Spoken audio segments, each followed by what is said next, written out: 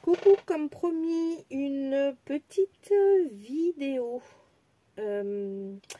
pour utiliser, mince, je vais y arriver, le matériel que j'ai commandé chez Craftelier. Donc suite au haul que je vous ai fait, j'avais commandé du matériel.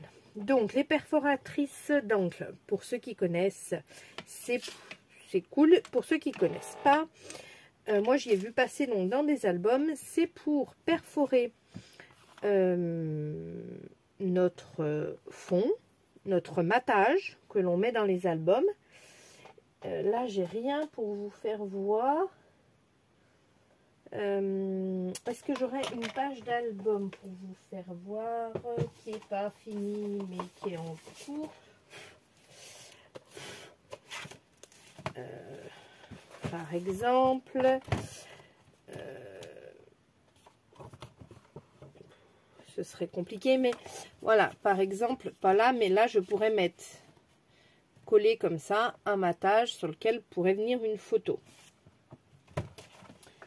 Ce serait collé, mais du coup, ça fait l'emplacement de la photo. Et ça, c'est des coins à photo. Et donc, ça perfore pour pouvoir mettre une photo. Pour pouvoir glisser une photo. Voilà. Dans les angles. Et donc, j'avais pris la toute simple, double.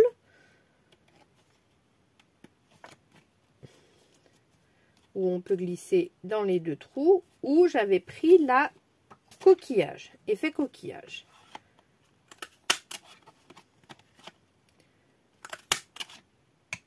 Il y en a très joli aussi.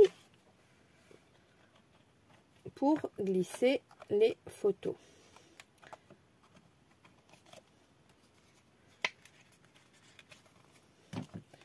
Voilà. Très joli aussi. Donc en haut, effet coquillage.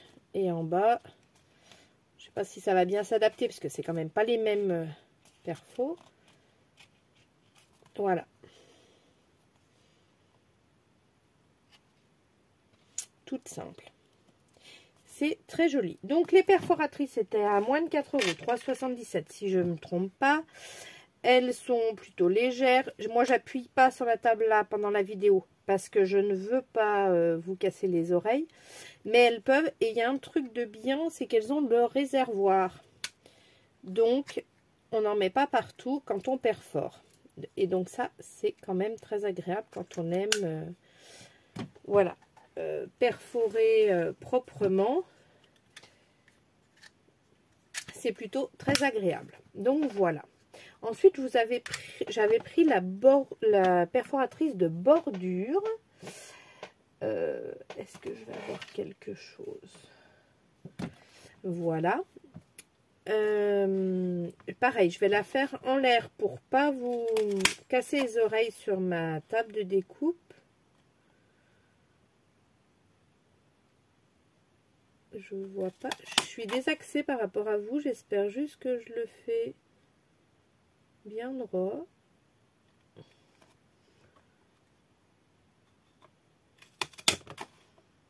Non, j'étais pas alignée la première. Voilà. Sympa, j'aime bien le style. Elle est plutôt facile, elle est bien parce que en fait, vous voyez, elle glisse pas. Si on fait sur la table, elle a des petits pieds caoutchouc. Donc, ça peut être pas mal. Est-ce que ça fait du bruit du coup avec les pieds caoutchouc? Parce que moi, j'ai l'habitude de mon ancienne qui fait du bruit. Mais là, vu qu'il y a les pieds caoutchouc, eh ben non, moins du coup. C'est pas mal. C'est pas mal du tout. Elle était à moins de 6 € celle-ci. J'avais pris également le pinceau silicone. Donc moi c'est pour m'en servir avec de la colle. Pour étaler les grandes surfaces de colle. Donc pour les albums, pour les fonds, pour tout ça. c'est...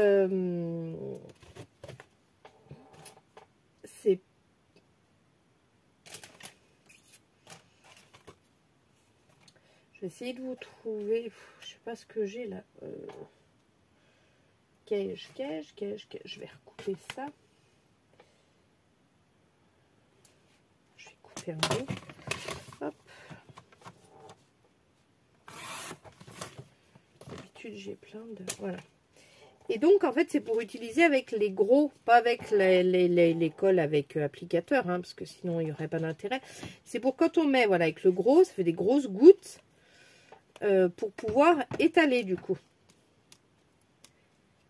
Et ce qu'il y a de bien, c'est qu'on peut étaler jusqu'au bord, parce que si on soulève, avec le silicone, on vient et on met sur les bords. Et je trouve pas mal quand on fait des albums, du coup, pour coller bien tous les papiers jusqu'au bord. Donc là, j'appuie. Je vais laisser sécher et on viendra voir là où j'ai pas mis de colle et là où j'ai mis de colle, si on voit la différence, si le silicone fait bien son job. Mais il est plutôt souple, il est pas mal. Il se nettoie facilement. Je pense que même s'il reste de la colle quand elle sèche, vu que c'est du silicone, ça doit partir tout seul. À la longue, je vous ferai un retour, mais je suis déjà bien contente de comme il est là. Enfin, le rendu que j'ai. Je vous fais voir vite fait aussi l'entonnoir. Donc l'entonnoir, c'est pour tout ce qui est paillettes, poudre à embosser. Donc moi, c'est surtout pour la poudre à embosser. Donc, pour la poudre à embosser, avant, je tamponnais, je mettais ma poudre à embosser au-dessus d'une feuille que j'avais pliée. Et grâce au coin de ma feuille de brouillon pliée, je remettais tout dans mon petit pot, pardon, excusez-moi, pour pas avoir de gaspillage. Donc là, l'entonnoir sert à remplacer, du coup, la feuille de papier.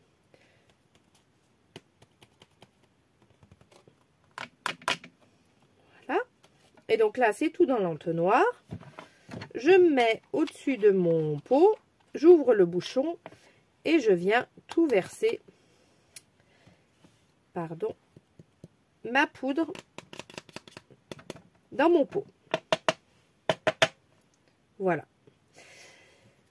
Vous allez me dire, dis donc, ça reste pas. Non, ça reste pas puisque j'ai utilisé la technique comme pour quand on tamponne.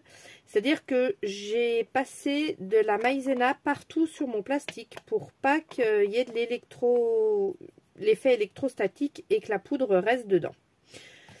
Et donc, du coup, j'ai pas besoin de venir racler avec un pinceau ou quoi.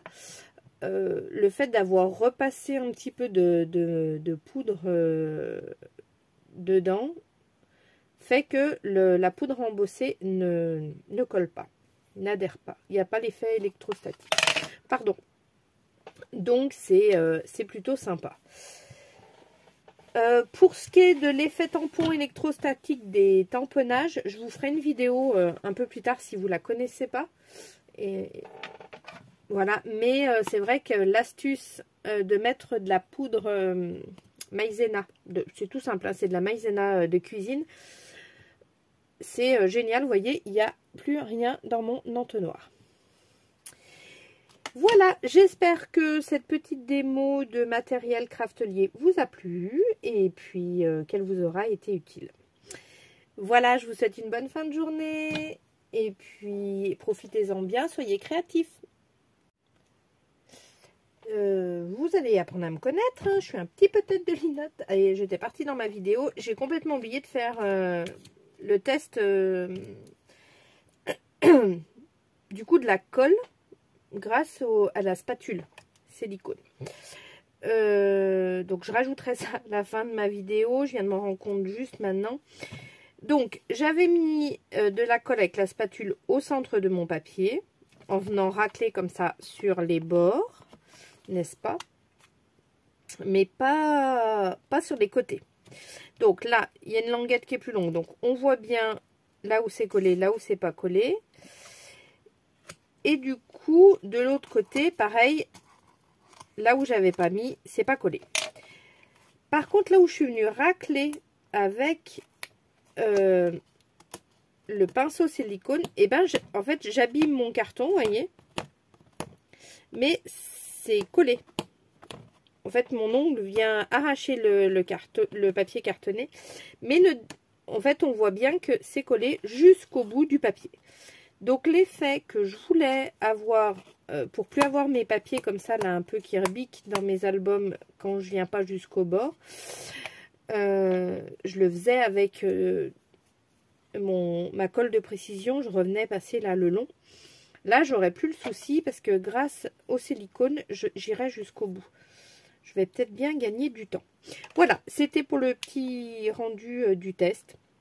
J'espère que j'ai été claire et à bientôt. Soyez créatifs.